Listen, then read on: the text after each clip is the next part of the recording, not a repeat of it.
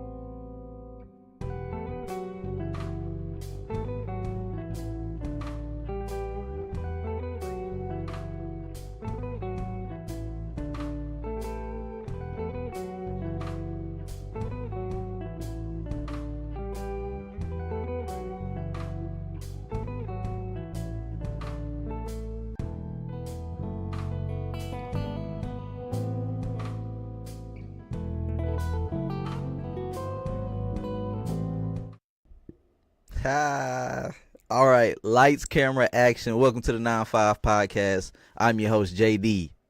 And today, we talking about Starfield, we talking about Xbox, and we also going to dive into some channel updates, things I want to bring to the 9-5, everything that you can look forward to if you're tuned in to the 9-5 Gaming channel. The lights is bright, you know what I'm saying? Going into 2024, yeah, you got to have that type of energy, man. We over here having that good energy going into 2024, right? We're going to highly recommend everything that I'm talking about right now. This game, highly recommended. You know what I'm saying? You got to play it. In my opinion, it's one of those hits you cannot miss, right? And that is Starfield, the game that you see in the title, the astronaut that you see looking off into the, right? You see him right here. That's the homie. But yeah, if you like the content that you see on the channel, and if you also like the podcast, last week I'm up to 40 views, but 4 likes, you know what I'm saying? Help a brother out, man. I know somebody gonna like the content. They gonna like the conversation. We talking about video games, the hobby of video games. That's predominantly what I like to talk about, dive into, have discussions about what's going on, but we can expand further out maybe into sports, because I got the Kobe joint on, RIP, and I'm a Dallas Cowboy fan. So if you didn't know, Dallas Cowboy fan for life. I believe there is such thing as a rational Cowboy fan. Others don't believe so, but I'm a little rational. You feel me? I ain't no fanatic like that, but I'm sticking with the Cowboys. So let's not get off into that. Just giving you a little backstory, excuse me, about your boy JD. But yeah, so the topics that you see right here. So yeah, Starfield, Xbox 2024, and the channel update. And yeah, that's pretty much how we're going to get into the topics today. Let's do a little housekeeping. Let's talk about what I've been playing. As of recently. Is my mic on? I want to make sure my mic is on. If you can hear me. All right, testing. Yeah, if you can hear me, let me know. We're live right now. Thanks for watching. You're tuned into the 9-5 Gaming channel. Today,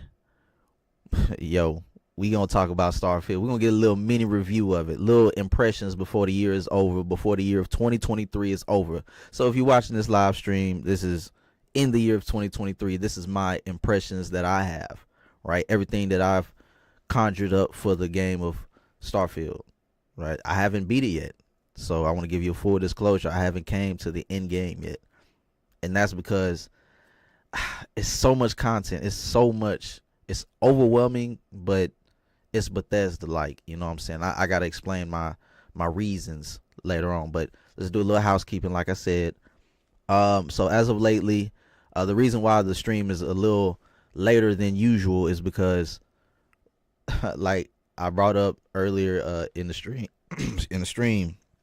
excuse me, I brought up earlier that something was going on with my stomach. You know what I'm saying? Like my stomach. So I couldn't hop on mic and feel that way. Couldn't get through the whole process of doing a podcast with a grumpy stomach. Like that ain't happening. So, came to conclusion, got up, was like, nah, bro, we gonna stick through it. We're gonna get through it. We're gonna give the people the content. And also, I just want to express myself. This is like my lane of expression. I'm here to talk about anything regarding the games I love, my world. This is my world. You feel me? If you want to join the 9-5, let me know. Hit the subscribe button. Also, the like button.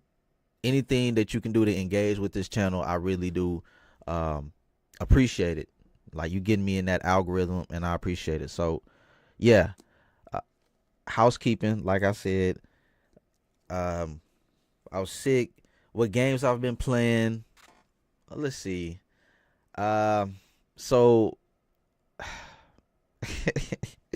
it's funny, actually, right? It's funny because there's this one game that I did a live reaction to maybe a year ago, almost 2 years ago, maybe.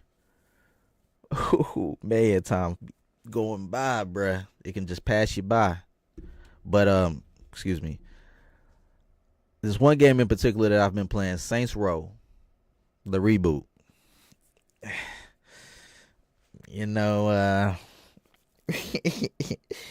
I was going hard on that game, bruh, when they revealed it. And rightfully so. To this day, I still hold the same feelings about it. We're talking about Saints Row 2022, the reboot. Game made by Volition, now shut down. You know what I'm saying? They shut down right now. So that goes to show what happens when you don't follow what the community want. But anyways, I've been playing Saints Row. And as I've stated on my channel, you can see I'm predominantly a PC player. So I get to utilize all the technicalities, all the options available to me on PC. Meaning, I can use reshade to make the game look sharper, make it look a little bit more vibrant, just add a little bit more to the game visually. So I've done that. I've also I've just got into Saints Row again, and it's one of those games where it's like, it got my time because, damn, that formula was good. I'm not gonna lie, with Saints Row 3, that whole formula was good. The way they made it, great combat, but great combat, it's the same type of structure in like the activities. Like, it's been the same throughout all Saints Rows, but this one has a more Saints Row 2.5-ish feel to it, or maybe a 3.5-ish feel to it, right? I was trashing on the game, but it has my time. I've been playing it a lot. So, yeah, that I've played. Saints Row 2. I've been meaning to get to Avatar's Frontiers of Pandora. Bear with me. I'm going to get to it. I know it's a beautiful game. I have it, right? I've played the first little section of it. It just caught me off guard. I want to get into that. But if you're tuned in, this is the 9-5 Gaming Channel, and this is the 9-5 Podcast. We're talking about Starfield, also Xbox PC roadmap for 2024 and throughout and beyond, and some channel updates, some things that I can plan on that I look forward to for the next year of 2024. So yeah, hit the like button, subscribe.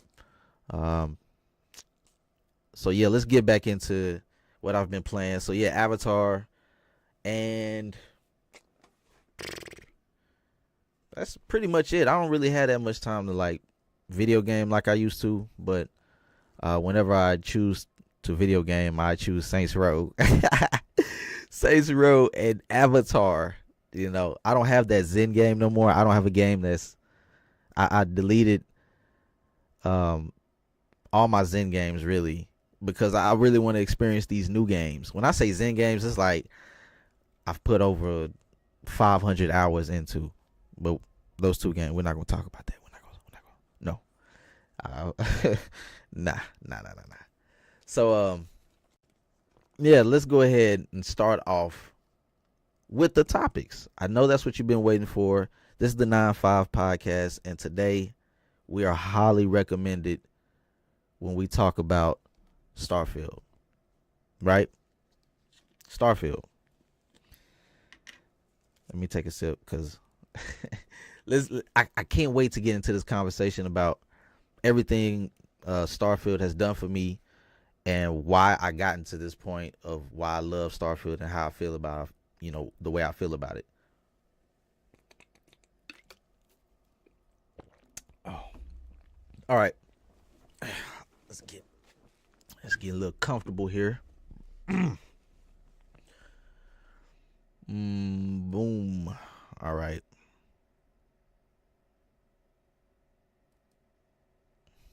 There it is. Ha. All right, so right there, if you don't know, that is Starfield gameplay captured by me, right? And might I say, this game is beautiful. Let me clean these off. It's absolutely astonishing what they were able to accomplish with the new Creation Engine 2.0. Now, if you don't know about Starfield, you're going to find out today. All right, but now let me get into why I'm into this game, Starfield, and why you're seeing what you're seeing today, right? So, Starfield, sci-fi, science fiction, out into the stars, space exploration, what's out there. Let me be real with you, man. Coming up, I never was really a sci-fi fan. I never was into science fiction. You know, I was a PlayStation guy. You know, I had a PlayStation, so I tried to convince myself not to like things of science fiction because Xbox had Halo, and everybody was talking about Halo. And I was like, man, I don't want no Halo, fam. Like, what is this? What is this, fam? You know, I don't want no aliens and shooting grunts. And I tried to just reinforce the fact that, you know, hey, I don't have that system, so I'm gonna trash it. You know, I was a console warrior back then. But anyways, science fiction wasn't anything that I like looked at as something that's as I do now. Right, I'll get into that. It was just a little I'll look at a movie here and there. I'll look at The Matrix, but it was this one movie in particular that for some reason it stuck with me. Not iRobot. All right, everybody loves to bring up iRobot, but no, it was Artificial Intelligence, right? By I think it was Steven Spielberg. It was one of those movies that I seen as a young kid where I just it was kind of uncanny, right? It was showing how robots and a society that's ran with artificial intelligence. I can't get into like the deep reasons why it just stuck with me. It was just one of those movies, one of those movies you just think about when you was a kid. Like, yeah, I remember where I was, time and place, watching this one particular movie. So I think that's where a little small interest in, sci-fi type of things, just was there at base. So fast forward, let's move to when I bought Fallout 3, right? I believe Fallout 3 was my first experience of like sci-fi. Besides Killzone, Killzone, I don't see that as sci-fi maybe, but I didn't feel no sci-fi out of it. I guess I've always been a sci-fi fan, but it was more passive than it is, up front like I'm being with Starfield. So the time I bought Fallout 3 was when I was able to also purchase the Mass Effect trilogy. The Mass Effect trilogy is absolutely one of the most outstanding trilogies of all time. You're missing out if you're never partaken in the game trilogy itself. It's available now, the Definite Edition. You can play it on EA Play. I think it's available on Game Pass. I don't know. But you're doing yourself a disservice by not playing that trilogy. Mass Effect and Fallout 3, that combination of games struck a nerve, right? More so in Fallout 3, it was like okay, at the time period that I played it, that interest in a Bethesda game, right? It came about. Like, the quirkiness of it, the jankiness of it, the RPG elements of it. Me making these decisions that are very much going to change the outcome of the game itself. Like, these decisions, like I was interacting with people.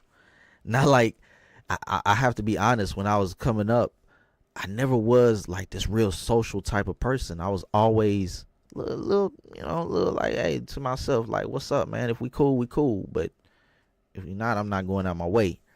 So being able to like experience Fallout 3 at that base level of like the earthly, like on Earth, right, on ground, then going into space with Mass Effect, and experiencing other different type of relations with other alien races, learning the history of those people, the Turians, the Krogan species, what else, and the Asaris, is it the Turians? Did I say Turians? What was the ones that put the genophage on the Krogans? Like, they said they was growing at an exponential rate and they had to like slow them down. But just learning about the politics of the galactic, species, I just loved going through that, right, at that time. Also, at the same time, playing Fallout 3. So that built up that sci-fi, right? That built up that sci-fi in me, bro. It built up that okay, I'm sorry, my character, he's just standing there. What is he doing? As you can see, that this is Starfield gameplay, and you're tuned into the 9-5 podcast. I'm a little too much on the mic. Tuned into the 9-5 podcast. I'm your host, JD, and today we're talking about Starfield, Xbox going forward in 2024, and PC, because I consider myself part of the Xbox community, man. They looking out for a PC brother. You know what I'm saying? So I love that ecosystem, that community per se. So and about that channel updates, we're gonna talk about that a little later. It ain't gonna be that much. It's just what I look forward to next year. I don't know if I'm gonna do any more podcasts going forward.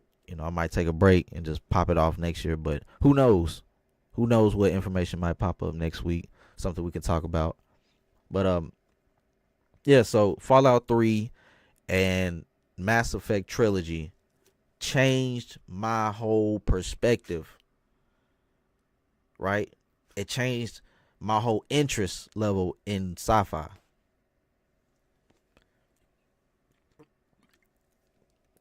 So going forward, yo, why is homeboy just standing there? Yo, we gotta change that. We gotta change the gameplay. I'm gonna change the gameplay in a little bit, but you get to see the upgrades in the engine, right? And the creation 2.0 engine by Bethesda. That's a pro that I actually have for Bethesda's new release, new IP of Starfield. But anyways, so yeah, that was my interest level in Bethesda games. It started with Fallout 3, which is one of my favorite games of all time, and Mass Effect 1, 2, and 3, right? That whole trilogy, one of the greatest of all time. So going into maybe 2015, playing Fallout 4, I mean, yo, banger. Like, that was one of the best games Bethesda put out, but it was also one of them games I had heavy disappointment in. Like, yo, you just made it for the casuals, fam. You just made it for the people that want to. And I understand why, but it's like you kind of watered down some of the mechanics, the factions. It really didn't make a difference who you chose at the end. They just kind of watered down Fallout 4, but mechanically it was an upgrade. Like I brought up previously, how janky Fallout 3 was. Fallout 3 retained some of his quirk by the way the mechanics were in the game, like the way the creation engine was. Didn't have no ADS, so it wasn't really no proper way to aim down sight. And I really like the game for that reason. I don't think it needs an ADS. It was just at the time perfect for what it was. It didn't need to be this innovative first person shooter. And then when they went to Fallout 4, they innovated in that aspect and the mechanics of gunplay. But anyways, so I'm in university in 2015, and my interest, starts to peak whenever I heard the Incredible True Story album by Logic. Excuse me. I heard that album, and it kind of like, it took me to another level, bro. Like, that whole album had me feeling totally different about, like, just the space. I had the guy that played on Cowboy Bebop, Spike. He was the main voice in each, like, snippet, what they call it, little skits. I mean, skits in between each track. So, so shout out to Logic on that. And by the way, this is the 9-5 Podcast, episode 2. You're tuned into the 9-5 Gaming channel. Thanks for tuning in. We're talking about Starfield and my reasons for loving sci-fi. Just to give you a basis as to why I feel the way I feel about it. So I started yearning for a game from Bethesda, thinking like, man, I wonder what they'll do. That somebody needs to take on this concept, like going into space. I didn't have a PC at the time, so I was using mods on Fallout 4, trying to kind of make it a futuristic. They had some mods available on and that's why I loved Bethesda, because they started making mods available through the Xbox platform. And I was like, yo, man, I love this. Then I purchased the PC in 2018, and here we are now. So yeah, with the reveal of Starfield, the whole purchase of Bethesda ZeniMax, it just was so perfect. It was a perfect unification of my dream. Like, I kind of felt that this was gonna happen. Like, I felt that this relation between Xbox and Bethesda was gonna happen eventually, right? People didn't want it to happen, right? They was like, monopoly. Oh, they gonna take games from this one platform and this and that. It's just all this talk, bro. That's the birds talking on Twitter, bro. Like, or X. That's a small minority. That's not the real people. People gonna go where the games are. Okay. So that's a whole different thing. I just thought about it. It's just the whole hysteria of, like, the fear mongering oh, this digital library, and the physical media is about to go away, and this and that. Like, they want to put that all on Microsoft, like it's their own fault. Like, it's Microsoft is the reason why we going into a whole digital future. Like, no. Like, anyways, Starfield began to become a thing. We started to see it at the showcases. We get the delays. I was struck by the fact that it was delayed a year. I was looking forward to it. And now we're here at the release, post-release, maybe months after. I'm a little late on this, but I just wanted to talk to y'all about Starfield and why this was like my favorite. It was my favorite game of the year, right? It was my favorite game of the year. I've experienced a minimal amount of games this year, but Starfield definitely is one of my favorite games of the year. It is my game of the year because I put a lot of hours into it. So let me get into some of the things that I found good. Just a few things that I found good about Starfield. First and foremost, the Creation Engine 2.0. It is a good upgrade, right? You see how beautiful the game looks in the gameplay. You see how they were able to upgrade the textures, have a lot more going on. We seen the sandwich whole, the whole sandwich meme, how they're able to put that many things on screen simultaneously, have that many objects that you can interact with, right? All those objects are interactable, and the fact that they can load up the engine like that, that's always been something unique to the Creation Engine. We can say a few other things about the Creation Engine, and I'll get on to that later. But let's talk about the good things. The visual upgrades, the volumetric lighting. You can see the lighting, right? It's upgraded. Everything so far, it looks like a substantial upgrade from the last Creation Engine. So I'm speaking on the technicality, the graphics, at least the graphics, right? So when I first played this, okay. All right, so I'm sorry. So when I first booted up Starfield, it was pretty much it was a hard time for me because I think it was a processor thing, right? Don't get me wrong, the game looked beautiful. It looks beautiful. Optimization is still right now. It still needs some working on, but the game runs well, very smooth, less buggy than any Bethesda game that I've ever played. So yes, that was truth told by I believe it was Matt Booty or somebody in the Xbox ranks that said, yo, if it came out today, this is prior to the release, if it came out today, this is paraphrasing, if Starfield came out today, it would be the least buggiest of all time. It would be the most polished of all time from Bethesda. And truth be told, yes, it's the most polished version Bethesda game of all time. So that's a pro about the new Starfield. Also, the story, in my opinion, so far, is a pro, right? That's a big pro for me.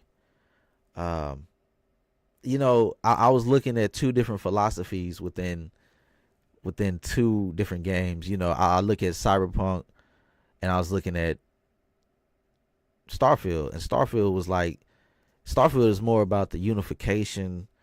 It's about finding like this experience outside, in the universe to explain ourselves, and I don't know, but it seemed more together. We in this together trying to find the meaning, right? Then in Cyberpunk, it's like a look down on the human race itself. It's a look down on us as if we are like little pets, what I'm saying? We don't know what's good for us. Like if you if you look at Westworld, it's more in that aspect of looking down on the humans and what they've created. Um, you know, it's just funny and it's unique. It's really something just looking at these two games and how they explain the universes and the lore and everything. But Starfield, the story for me, it struck because these are good, valid questions that we ask. Like, what's out there? This game takes place far hundreds of years past where we are now, and not hundreds, maybe 100 years from now, 150 years, I think. And it pretty much is accurate to what we'll be, searching for at that time whenever we have access to this type of technology. And like I've said about the story, there's one point in the story where you find out what really happened to Earth. I kind of spoiled it, didn't I? But yeah, you're tuned into the 9-5 Gaming Podcast. We're talking about Starfield a little bit, little pros. Talking about the goods of Starfield, not the bads. We're talking about the goods right now.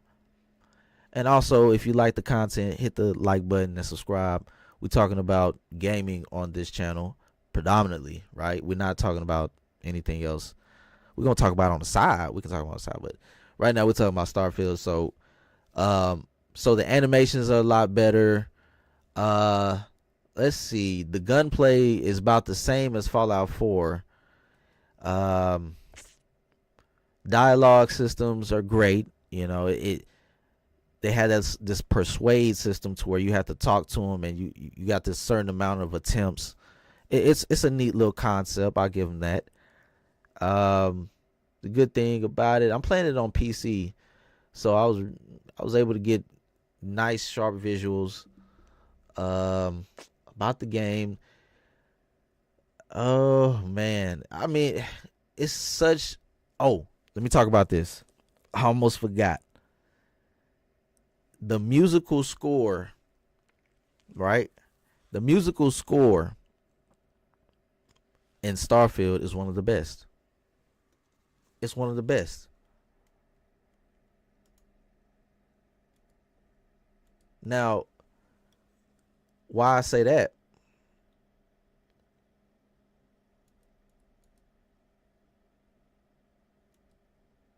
There we go. Let's change it up. Let's change it up. All right.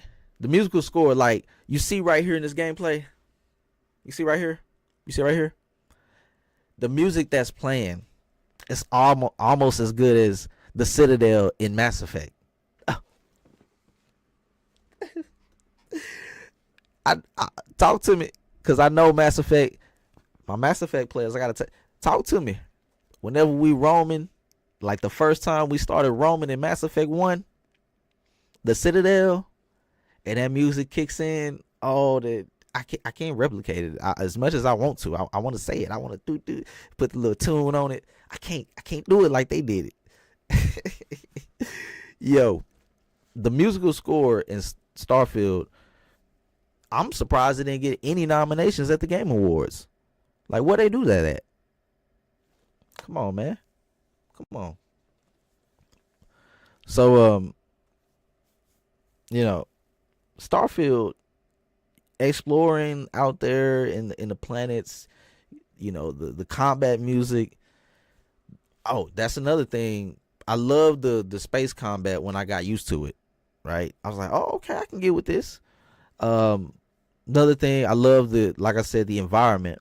Whenever you're exploring, it's procedurally generated, meaning you take a look. I'm not a game developer, so this is what I'm assuming, right? This is what I'm assuming. You take a bank of textures and assets, and you kind of make them the same, but you put them in a bank, and it generates the content, not crafted hand by hand, but by machine, right? It generates it into a structure or something that, like a planet, right? But you put all those ingredients together and it looks like this type of terrain. You can change the temperature, this and that. Now, I'm not going to say this was a fault of the game. This is actually a good thing because, yeah, the planets look absolutely stunning. Every time I step foot on a new planet, I'm like, yo, whoo, like, yo, this is what's up. This what's up. So, snow planet, sandstorm, you get frostbite, all those type of things can occur in Starfield. So that is a good thing when it comes to Starfield. And I know people that plays it on Xbox, they say the game is absolutely beautiful, right? On the Series S.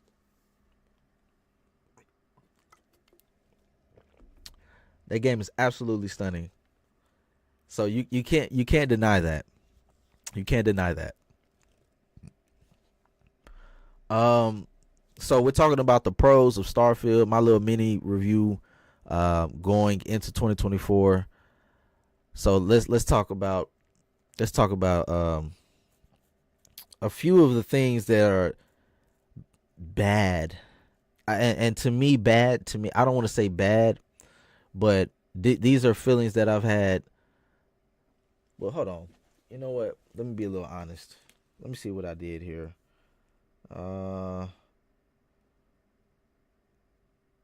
Yeah, that's pretty much. Yep. All right, so yeah, let's go ahead and talk about some of the things that I had a little disdain for, right? Yeah, I didn't like. So let's get into the onboarding process of this game. It can be overwhelming, right?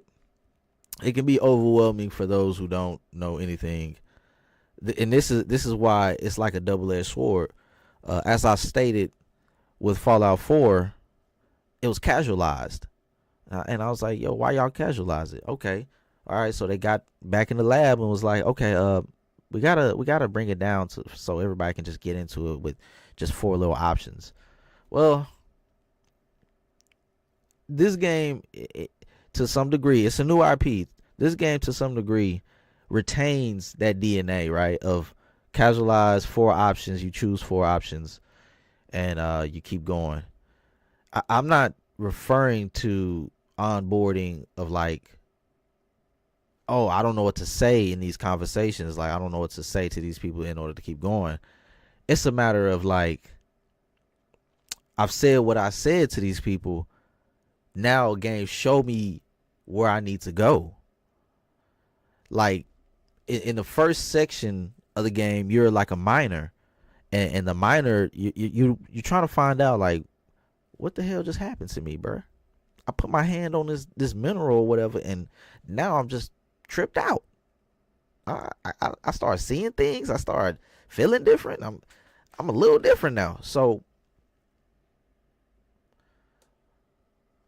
once you get past this one little section, right, in the beginning where you fight off the enemies, and you're given a ship, and it's like did homeboy just literally just give me his ship? And now I'm just like, what do I do? Where do I go? And this lends into the other thing that another point or doc that I have for Starfield is the UI system. The UI system doesn't help you.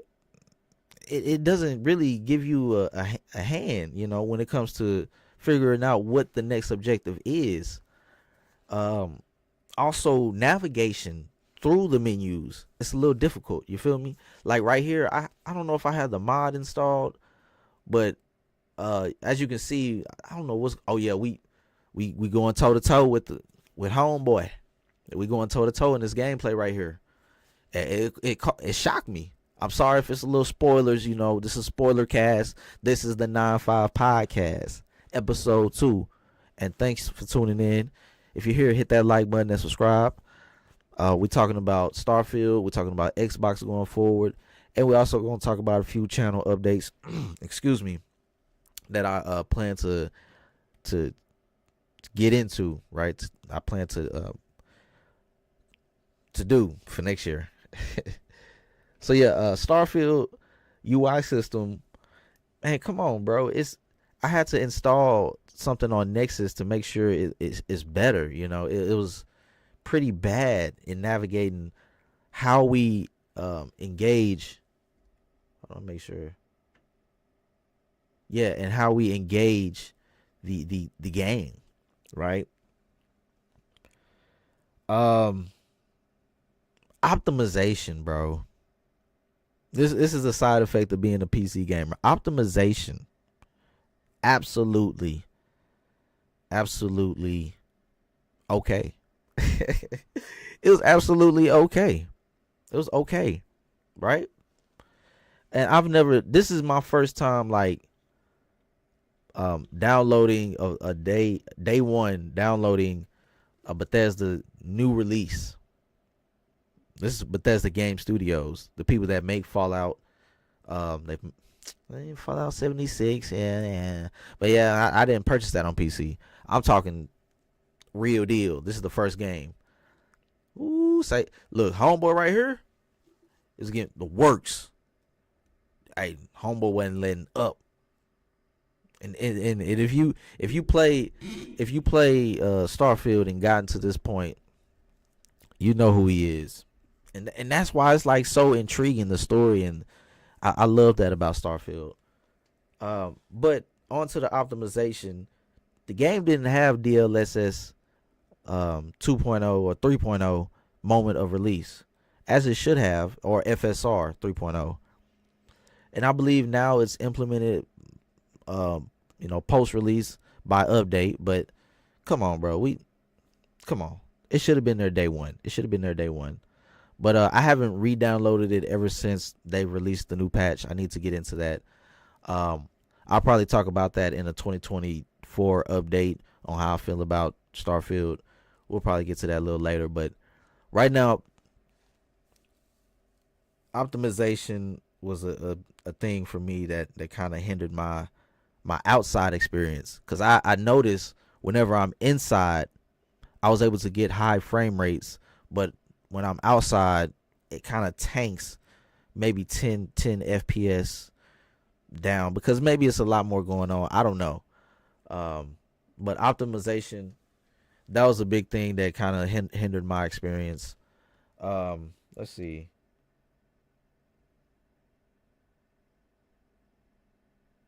Okay, yeah. All right. I'm gonna finish it off because I've been talking about this for way too long.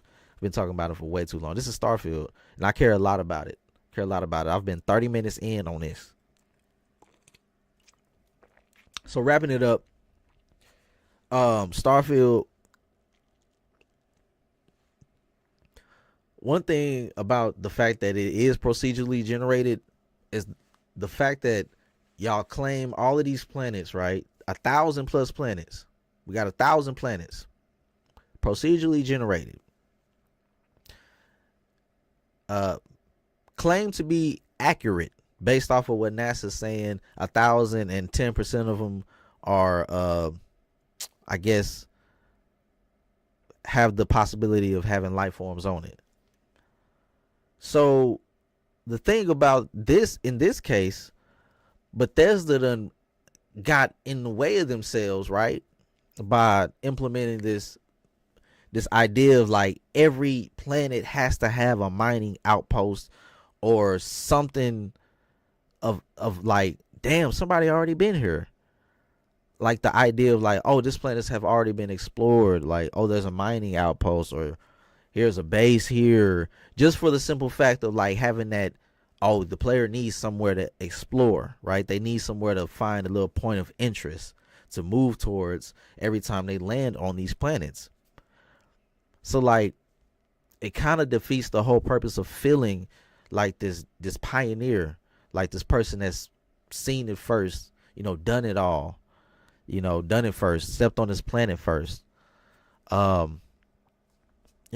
just don't know how they can circumvent that. You can take some of that, just nothing on the planet, a bare planet. You'd be like, you can be able to plant your foot on there, right? Like that'll be a nice little concept of like, okay, knowing that there's nothing completely on this planet, you can put your base there, come back and see that, oh, there's damn, there's somebody else here now. Like, hold up. You can create a whole dynamic or a whole story off of that. But there's side quests that we know that dives into somebody being up in the atmosphere. Like, oh, there's people down there already, and we were supposed to set up shop here, and they're here. So, anyways, the side quest in the game is also phenomenal. Wonderful job, right? That goes into the story, but the side quest is just as good as the normal quest. So yeah, the fact that all of these planets are already visited, it kind of throws it off. The fast traveling, I understand why they have it, because why would you realistically want to travel the space in space time, bro? Like, that's, come on, bro. But I understand the idea of being able to travel in the solar system, in the system in which these planets reside. At least that would have been great, right? But it's one of those things where it's held back by the system, right? When I brought up Creation Engine 2.0 earlier, we know that Bethesda has a hard time implementing vehicular type of motion in the Creation Engine. We wanted Land Rovers. We wanted something to move on these planets at the rate that we can kind of explore them at our own pace. But we stuck just running that Bethesda typical exploration method.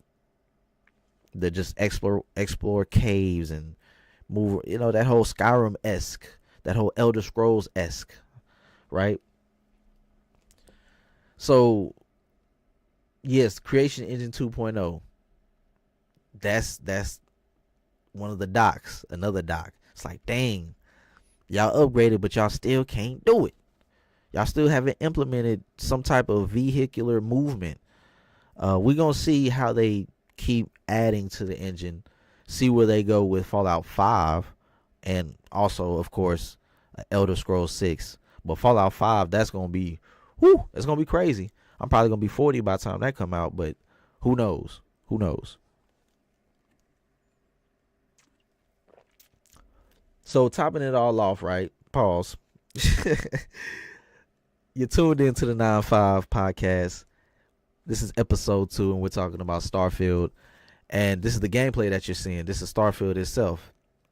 If you didn't know, it released on Xbox consoles and also on PC. Pick it up now on Game Pass. You can play it on Game Pass, and you can also play it on the cloud. So, yeah, my impressions of Starfield in 2023, as we conclude 2023, it was my favorite game of the year, right? I explained my science fiction bias, my bias and how I feel about the whole sci-fi genre or the cyberpunk genre, how we got to this point, how we got to Xbox being the sole owners of this IP now, or Bethesda being the owners of this new IP, right? It's a new IP. So I got hope for what they do for it in the future. This game could be totally different from now, 10 years from now, maybe 5, possibly 5 or 2 years, 3 years. Once the modders get a hold to the Creation Engine 2.0 or the new upgrade, it's going to be crazy out here. The mods going to go crazy.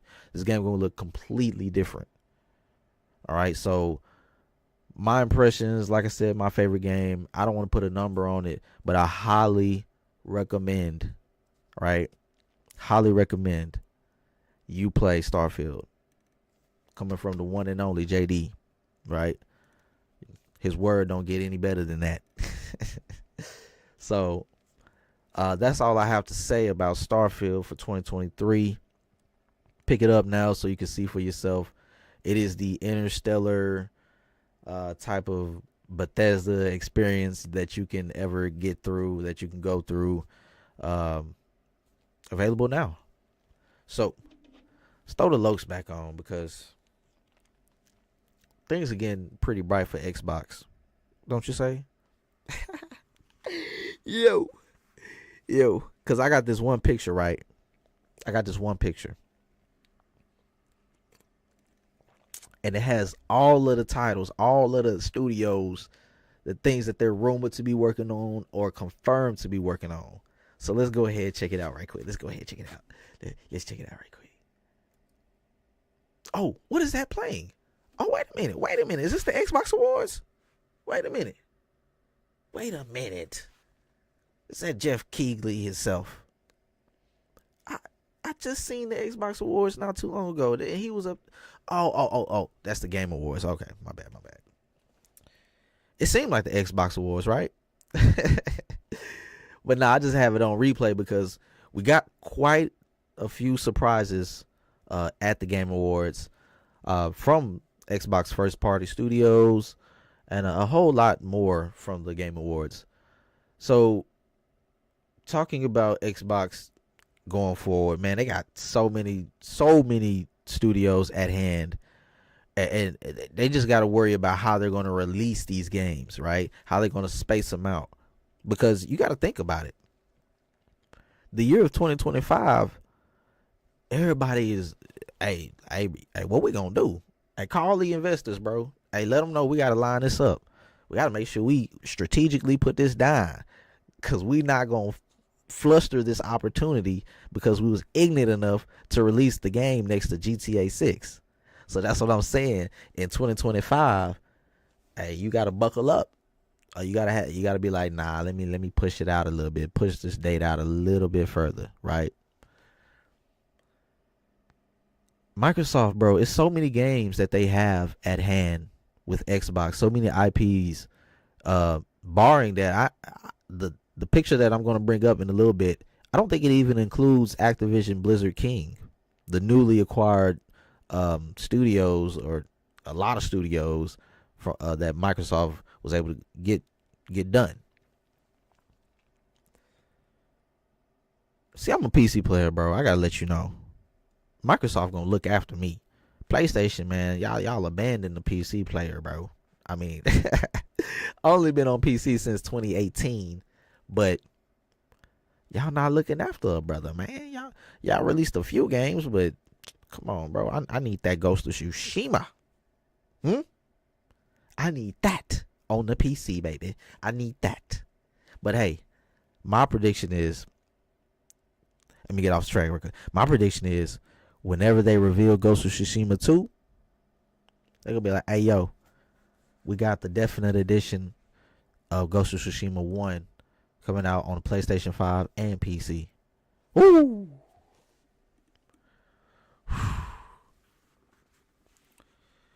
But we talking about Xbox a little bit. Oh man. Yo. All right, so talking about Xbox, right? The Game Awards, they had so many games shown. It surprised me. Like, what is this? Like, is this E3 of winter? What is going on? I don't see no developers talking. I don't see no type of awards being given out. And developers having the time to say what they want to say. So it was all about, the reveals and what new games is coming out, but it wasn't about the developers. Yeah, well, that's the conversation that they having now. They having that conversation because developers didn't get the shine that they deserved. But that's neither here nor there. I'm not the guy to really judge on that. So Xbox going forward, let's talk about 2024. 2024, you need to be subscribed to the 9-5 Gaming channel. What you're tuned into right now is the 9-5 Podcast. I'm your host, JD, and we're talking about Starfield, in which I've already covered. I highly recommend you go check that out right now. All right, Starfield, go check it out. If you have access to Xbox Game Pass, you go check it out right now. Play it, just download it, and see what you think about it. We're talking about Xbox PC 2024, or going forward as well. And there's just some channel updates. Don't want to push the podcast too long, but 2024 for Xbox is looking pretty sharp right now. We have Hellblade 2 coming out next year, and we also have Avowed, a game that I didn't really take too much to par on. You know, I didn't. I was like, man, I see you, bro. I see you out here, right? I see you, but it was like let me see you a little later though. You know, I don't want to see you right now. Like I seen you in the CGI trailer. I was like, oh, I see you, but it was like, nah, you go back in the dressing room when you came out last time. I think that outfit. Go back in the dressing room right quick. I don't think I'm feeling that. So I'm still waiting though. All right, I know people say it's Obsidian, Avowed. Come on, they got a lot of faith in them because it's Obsidian. I just don't. I don't know if this is gonna be the one that gets me into the medieval genre like that fantasy world, because I tried to get into The Witcher 3. Mechanically, I see why it's regarded as one of the best games to come out in that year or ever, possibly. And also, you know, graphically, story-wise, I see, you know, people love that type of high fantasy type of environment. But Avowed, for the reason of it being backed by Microsoft, backed by Obsidian, made by Obsidian, people love the Outer Worlds, the RPG mechanics of it and everything. I'm willing to give it a try, right? I'm willing to give it. Oh, wait a minute. You see Shawty right here? We gotta take a little break. I think this is the main character. This is the main character that plays in Hellblade 2, Senua's Saga. You know what I'm saying? One of the best looking games that appeared at the Game Awards show right here. That's coming out on Xbox next year. So stay on the lookout for this one particular game. If you missed this, tune in to the Game Awards. It got a 4K stream up right now. You can look at it. They had a live performance of like the music for Senua's Saga, Hellblade 2. Yo, it was crazy how they just, just set the mood, set the mood, then popped up with that trailer. And the trailer, homie, I couldn't tell whether or not it was a movie or the game. This is all in engine, right? This is really the first studio that is going to utilize Unreal Engine 5 to the fullest, to the max. Microsoft is about to kick in the dough, bro. They about to let you know we taking it all, bro. We gonna let you know we have the wizards outside of Epic, right? Epic is the wizards, right, of Unreal Engine. We got the coalition, right? The wizardry that they pull off with Gears, with the Unreal Engine, is phenomenal. It's out of this world, right? How they're able to maintain 60 and retain such sleek, smooth textures and anti-aliasing and all that type of deal. Like, bro, y'all doing your thing. So we got the coalition. Now we have the creators of Hellblade, Ninja Theory, showing what they can do with the Unreal Engine. Now, with Unreal Engine 5, giving them time to like cook, well, y'all get, you see this? I start to smell it. When I was seeing this right here, you start to smell it. You start to smell everything. You start to smell all the good, the ingredients Microsoft cooking up. That aroma. You know how as a kid, right? See, I'm gonna tell you about my life experience. As a kid, you know what I'm saying? When you had that, you come home from school, it's like time to do your homework, maybe take a nap or something. But to me, this is how it happened with me. I'm always in a nap phase. Look, I'm napped out. I'm like, I'm asleep. Then you start to catch this aroma. But you coming out of your sleep, you start to catch that aroma. You start to catch it. And you're like, man, what the hell is that? Who's that smell good than a mother? God damn. What is this? So you get up and you see that your folks, you see that your parents is whipping it up in the kitchen.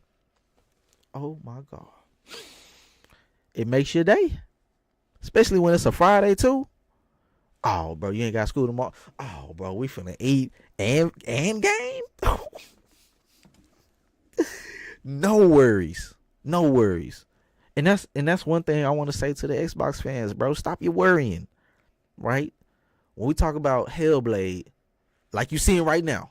This is in-game gameplay footage of Hellblade 2. Hellblade 2 took everybody's breath. Look at the combat right there. Yo, this game right here is going up for Xbox in 2024. That's the topic that we're on. We are on the topic of Xbox 2024, what to look forward to. I was talking about Avowed. You're seeing Hellblade 2 right now. This is Senua's Saga, Hellblade 2, the main character. That's her right there. And might I say, the wizardry that they have with the Unreal Engine 5, the people that they have at Ninja Theory is taking it to the next level. They also have another project, little side project that they're doing called Project Mara. Project Mara, I think, is more of like a little side project, a little testing bed for something that they want to do maybe in the future, outside of the Hellblade franchise. Now we're seeing that combat, is going crazy. You know what I'm saying? We're seeing cuts and different angles of the combat. Oh, ooh, hey, they need to really produce. They really need to market Hellblade to everyone. It's something that I think everybody can like. You can get them. You can get everybody with this, bro. Get them with that mind share. But yeah, there we go. Senua's Saga, Hellblade 2. As you can see, they only came with the 2024. Just saying, hey, it's coming out in 2024. So that's all we have. In my opinion, make sure, am I still live? I'm still live. Okay. In my opinion, I was waiting for, spring 2024 or fall 2024. They didn't give it to us. So we know that Hellblade 2 and Avowed said 2024. Now, Avowed was last shown at the Xbox Showcase back in June of 2023. They showed, was it June 2023? Was it this year? Yeah, it had to been this year because I pulled up, kind of dressed clean and everything. And it's getting late. I gotta wrap this up, man. This is the 9-5 podcast. You're tuned in to the 9-5 gaming channel, and I'm glad you're here. We're talking about Xbox 2024 at the moment. I also spoke on Starfield and my feelings about it. And furthermore, we're going to get into some channel updates that I have in store. So, Xbox 2024, so far we know 2 titles is confirmed at least, and Towerborn. Let's pull up that image that I spoke on earlier. Let's see. Boom, right there. Let's see if I can pull it up too.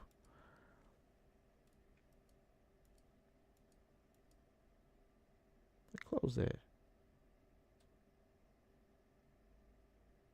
Okay, so this was an image that I found online. Oh, okay. So on Twitter, it's made by Colobrio. Follow him on Twitter, Colobrio, at KLOBRILLE,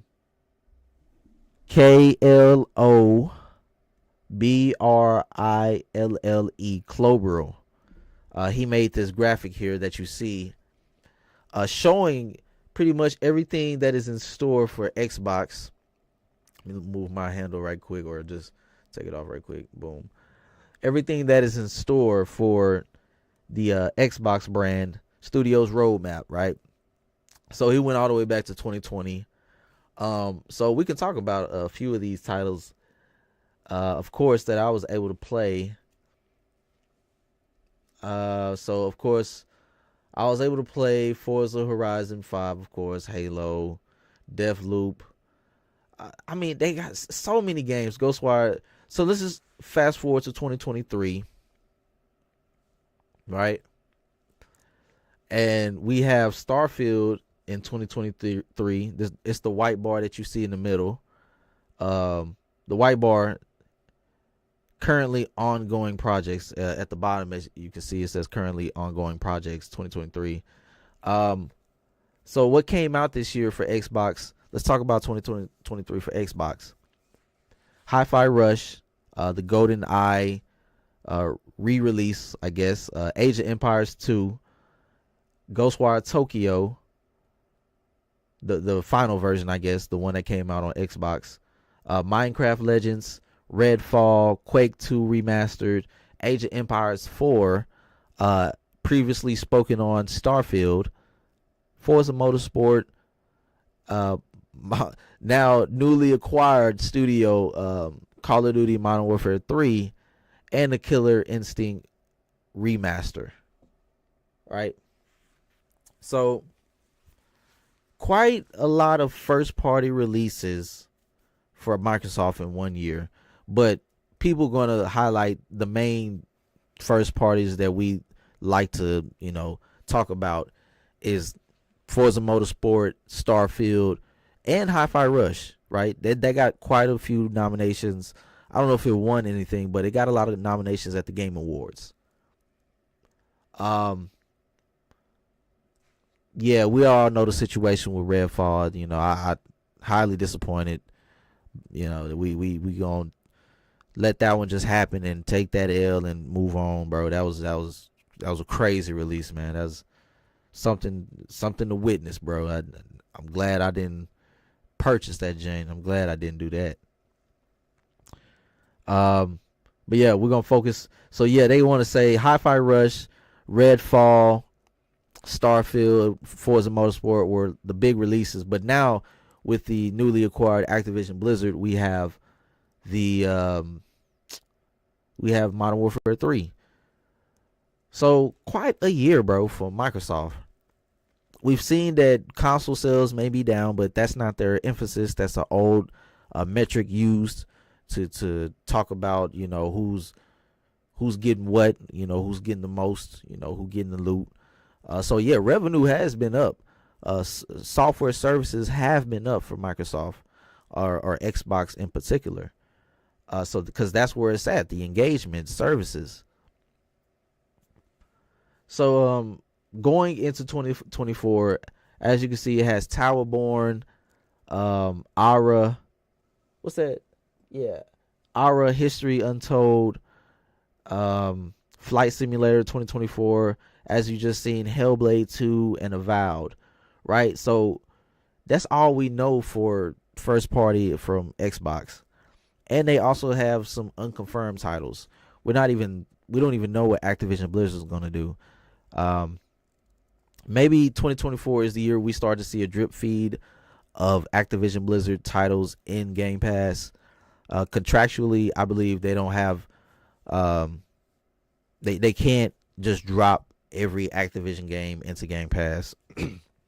Excuse me, because we have Transformers, bro. You just gonna drop that in there? Like, I know they're gonna have to go through all these Universals and all these people that own these movie franchises. Like, they're gonna have to talk to them. So I know that's gonna have to happen. All the Call of Duties, they're gonna drop. We gotta get the feds off the block right quick, man. The feds is still outside. They still fighting with the FTC over some nonsense. So we gonna like move a little swiftly when it comes to operating Activision Blizzard. But you ain't got to move swiftly when it comes to the 9-5. All right, so if you're tuned in, hit that like button and subscribe. Hey, it's free 99. You'll be helping out by just growing the community. We talking about Xbox 2024 going forward, all the studios that they have. And if you're a PC gamer, you should look forward to this as well. I believe you should have the same amount of like anticipation as a guy like me. So yeah, just engage and support. The question for this week is, did you play Starfield? And furthermore, if you play Starfield, tell me how you feel about it, and also just say hi down in the comments, bro. If you're newly subscribed, let me know. And I always want to thank my subscribers. I want to thank everybody that's already around, everybody that's going to be around, that's going to continue to be around. I had to post this one. I had to let the people know we still doing the podcast. We still going on with the show. So Xbox 2024 so far, we know about Towerborn. We know about Aura, History Untold, Flight Simulator, Hellblade, and Avowed. I'm going to let you know for real, bro. Hellblade is the joint that I'm going to pick up. I'm going to pay the $70 for that joint. I'm paying for that one. Avowed, I can't honestly say. Bro. Like, I don't know. The Avowed is still the one I need to see. Once they start coming out with previews of Avowed, then we can hop on board with Obsidian. Then I can be like, all right, fam. All right, maybe I was a little wrong. But I haven't gotten to that point yet. Maybe I need to play the Outer Worlds, so I'm doing myself a disservice. I'm sorry, my bad.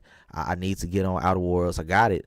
It's just when I seen the colorfulness of it, I was like, I don't know. But we'll get to it in the meantime. Let me know if you want to see that just by hitting the like button. Help me get to 5 likes. Help me get up there. Help me get in the algorithm. No, it's not about that really. I'm just conversating, letting y'all know what's happening. But what's going on now when we talk about Xbox is the reveal of Blade, Marvel's new Blade.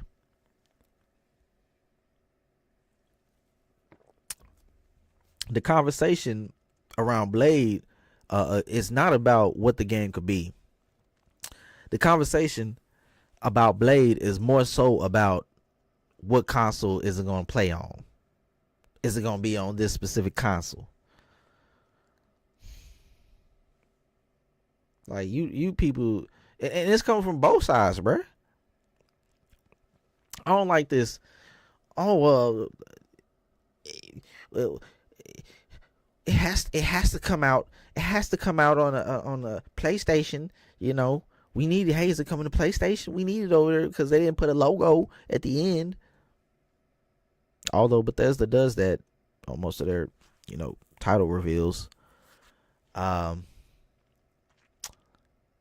you got the other ones. It's like, oh well, who cares? We getting the Blade game. Who cares what console? Man, y'all neutral. Man, get out of here, bro. You better just tell it how it is. Stop the bull coning, bruh. Stop the bull jive. Bro, y'all doing all this hysteria. All of this conversation about, the console. First of all, bro, we getting Blade, homie. We getting a brother that's going to be dressed in all black with the sword. Hey, hey, PC, baby. You know what to do. We gonna mod it. Hey, what's this like, boy? Boys, hey, in the subway, man, hey. Blade gonna go crazy, right? It's taking place in Paris. The conversation right now, if you didn't know, we're talking about Xbox, the latest reveal of Blade, right? And Blade, it just caught everybody off guard. Like, yo, they finally have a Marvel title. Something that they can sit back and think, yo, we can compete with Spider-Man. We can compete with Wolverine. Yo, we out here. Bro, I got this bag. Microsoft just pulling up on them. Satya Nadella and Phil Spencer just got their suits. Got the bag.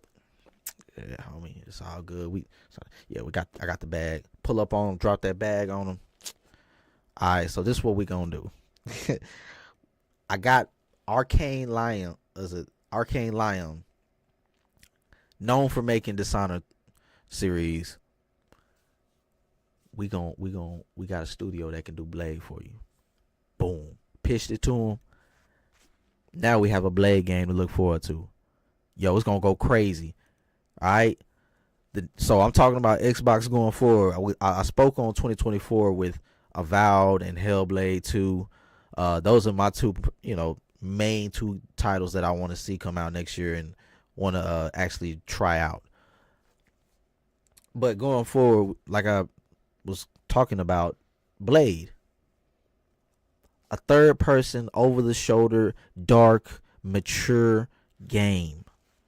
They made sure to put that in a statement. in regards to the new Blade. Oh,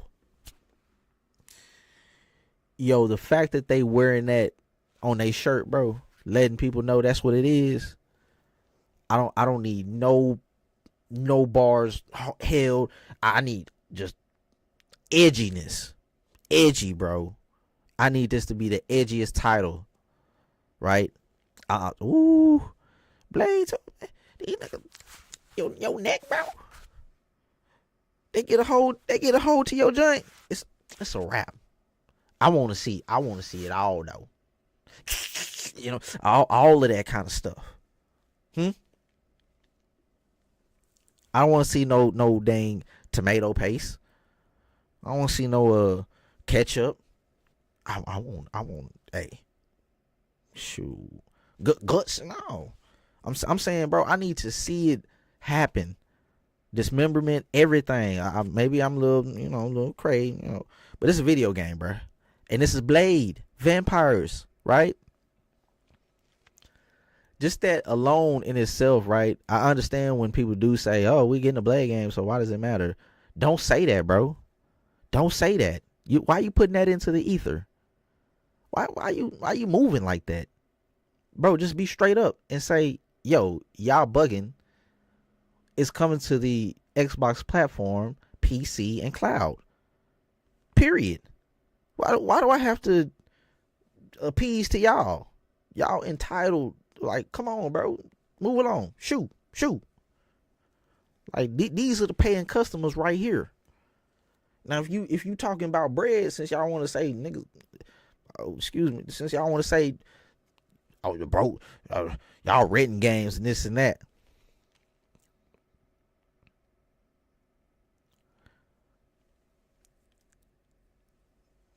And I started talking about them. They're just so entitled, bro.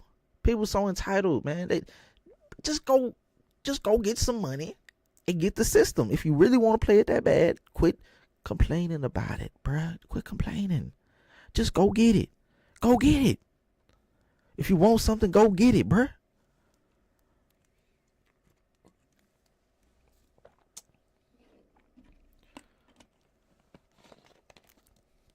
So yeah, it's a new. It's Hellblade and a Blade coming out. So that's something I'm looking forward to now. The new Blade game, gonna go crazy. But looking at some other games, just to wrap it up a little bit, we have Fable coming out. That's an honorable mention. I haven't played Fable before, but people love Fable. South of Midnight, I was able to see that at the showcase, and I was quite surprised at the fact that we got some representation in the South, man. Down south. But I want to speak further on why we need more representation in video games for the South or from the South. We got Everwild. We don't know when that's ever coming out. Made by Rare. But South of Midnight is made by Compulsion Games, I believe. Everwild made by Rare. Clockwork Revolution also revealed this year at the 2023 showcase. Made by NXile. Might I say it was one of the most captivating concepts that I've seen. Seeing two different eras, how your choices can affect one another in those two different eras. I think how you can simultaneously change in between each one. I think it was showcased in the trailer, but I can't recall. Highly anticipated. Don't know when it's coming out though. Project Mara that I spoke on, made by Ninja Theory. I think it's a little side project, a little AA project, something that's not going to be a big release, in my opinion. Right? Outer Worlds 2 being made by Obsidian. We'll see that after Avowed. Perfect Dark. In concept, from what I heard, it sounds good. But I still need to see some more of that. We just seen a little concept trailer back in 2020 or 2021. State of Decay 3, if they're going for that photorealistic look of that they shown in the CGI trailer, right? Then I'm looking forward to it. Doesn't need to be, but I just want to see the next iteration and advancements in the State of Decay systems and how the game play. That's going to be a killer. I just know that game right there is going to be bonkers. Like it's gonna go crazy for the Xbox brand. Being that Factions is now canceled, keep in mind, listen to me. If Factions is canceled, people are going to be yearning for a real zombie like MMO, right? Or that type of multiplayer experience. I believe State of Decay 3 can capture that, right? That's what's missing on the other platform. If it's always had a community, but State of Decay 3 now has a big opportunity to be like, okay, since they gonna cancel what they got going on, we are the platform that has the single player narrative, because I believe that's what they're doing with State of Decay 3, also implementing the single player narrative. And also we're gonna give you the online structure, the components, the community, right? To live in this world of zombies or zombie ridden apocalypse. So I think Microsoft can really get something going when they start excuse me, whenever they start doing advertising for State of Decay 3. Contraband. If you didn't know, I'm going down the list of games that are possibly coming out for Xbox in the future, or most likely coming out, right? Barring cancellation. You're tuned into the 9-5 Gaming channel. You're watching the 9-5 Podcast, episode 2, and today we're talking about Starfield. We spoke on Starfield, how I highly recommend it, right? Highly recommend it. Also, I'm speaking on Xbox going forward, all the games that they have. I mean, I can make a whole video over this, but whew, man, it's so many games, so many. And some channel updates, but we're gonna get into them updates shortly. We're talking about Blade. So I was talking about State of Decay, Contraband, Indiana Jones.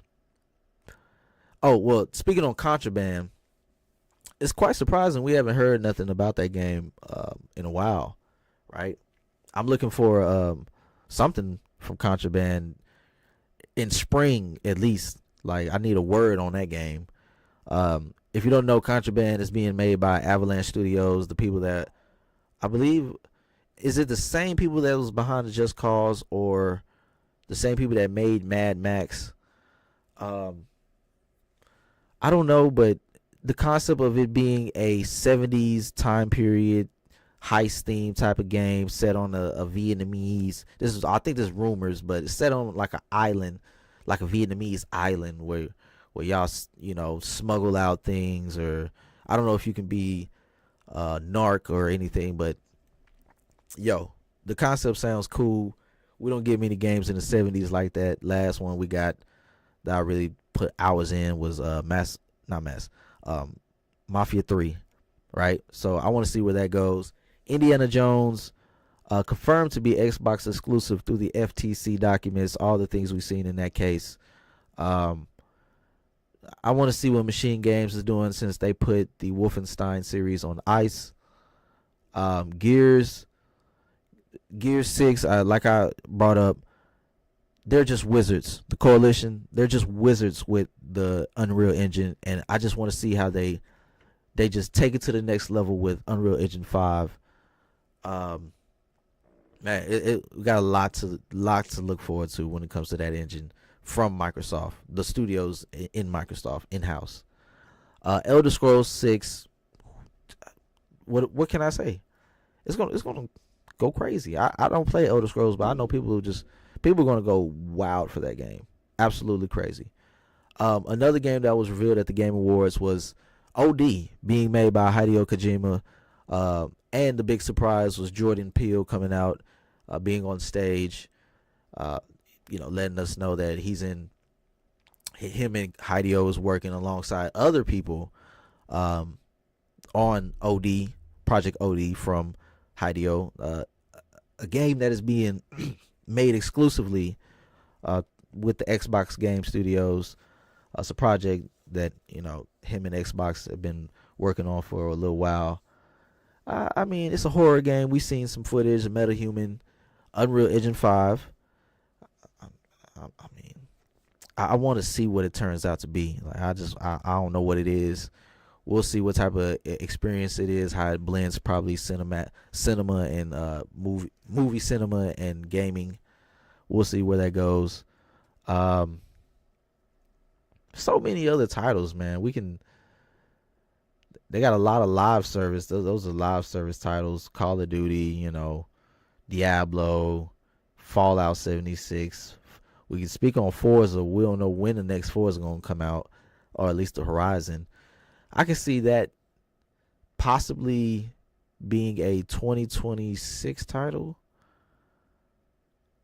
Like giving them 5 years to work on the next one. Because the last one came out in 2021. So give them some time to work on that next one. It's so much we can get into, but I want to just conclude it there.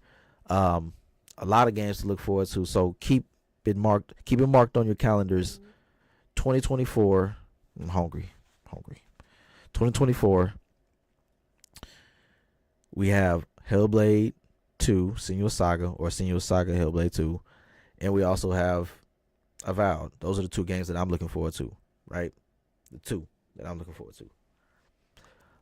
There's a lot more. Ours, History Untold, Towerborn, and what's the other one? And Flight Sim. Like, come on, bro. Come on.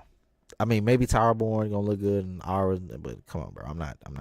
Be honest with you, I ain't touching those. So yeah. So I'm concluding that that topic, Xbox 2024, and I just want to conclude the video with simply just taking the shades off. The lights are bright. When you're tuned into the 9-5, the lights are bright. Whoa. All right, so we are at the channel update, right? Man, my channel has grown, exponentially. It's grown. Going into 2024, I expect to make a few changes in terms of scheduling, making sure I consistently do this podcast. We're going to keep this podcast going. I want to have it up every Saturday morning, really. But every Saturday, we're going to conclude the week talking about what's popping in gaming, what I've been doing, and more so just giving me a lane to show you what I got going on. I'll show you the ideas that I have, and show you what I actually got working. Like, that's some actual tangible proof of what I got going on. So the channel for next year may be a rebranding, maybe not, but I'm sticking with what I got, the 9-5. You feel me? We tuned in, we always locked in. Whoever's here right now, the 224 last time I checked, that's rocking with me. Appreciate it. All the subscribers, the newly subscribed, all the ones that liked the video. I really appreciate it. I really appreciate it. It keeps me going. It always keep me excited to keep going. You feel me? It keeps me elevated. But I'm here anyway. I'm gonna make a stamp on this platform. I wanted people to know that it's a voice where I'm from. All right, get to know me a little bit more. You'll know where I'm from. All right, I'm a voice. I'm a man. Like, we're gonna make this shake. We're gonna make everybody know what's going down over here. So I highly recommend you always tune in. Right, this channel will make substantial upgrades in the near future.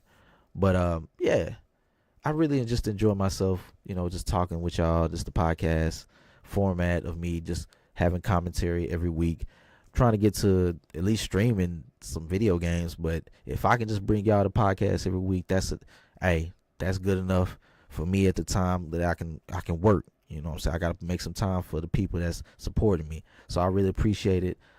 This is the 9-5 podcast. We're going to conclude it here, right? We're going to conclude it here. This is episode 2 in the books. If you're watching on demand, I really appreciate it. And we're here on the YouTube platform. This is JD. You're on the 959FIVE Gaming, GAMING. You know, that's the name. I spelled it out. 9-5 Gaming. You know, just tune in every Saturday. We're gonna talk about whatever's on my mind, everything regarding gaming, what I got planned. But I'm looking forward to 2024. See what I can do, how I can elevate. So that is all for today. I'll catch you all in the next one. 9-5 out. Peace.